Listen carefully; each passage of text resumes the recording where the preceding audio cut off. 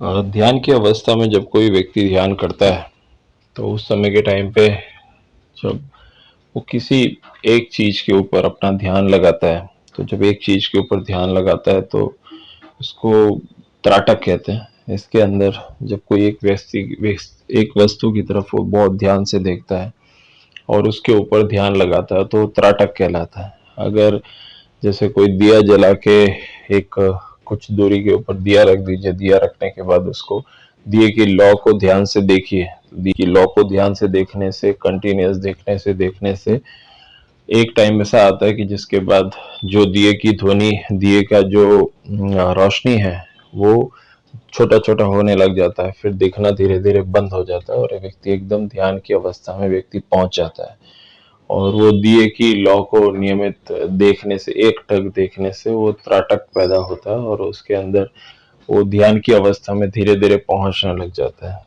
और दूसरी बात कि उसके अंदर कोई भगवान की तस्वीर, जिस भी भगवान में आपको श्रद्धा है, कृष्ण भगवान है, राम जी है, साईं बाबा है, शिव जी है, भगवान राम है, किसी हनुमान जी है, किसी की भी भगवान, कोई भी भगवान की तस्वीर के ऊपर एक टक देखने से या अपने गुरु की तस्वीर को एक टक देखने से फिर भी ध्यान एकाग्रचित होता है, तो वो भी एक ध्यान की अवस्था है। उसके अंदर नियमित देखने से शक्ति बढ़ती है, ध्यान की शक्ति बढ़ती है और आपका कंटिन्यूस देखने से आपका जो माइंड के अंदर, बॉडी के अंदर एक चक्र है वो जागृत होता है।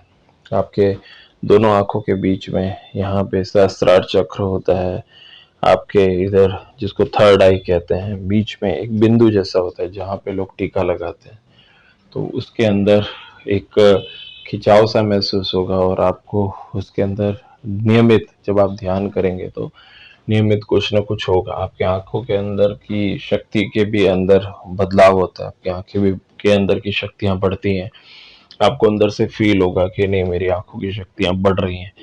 जैसे आप किसी को देखेंगे तो आप 2 मिनट में समझ जाएंगे कि उसके मन के अंदर क्या चल रहा है, वो व्यक्ति क्या सोच के आपके पास आया है, क्या सोच के आपके बात कर रहा है। तो वो आपकी आंखों की, मन की शक्ति को बढ़ाता है।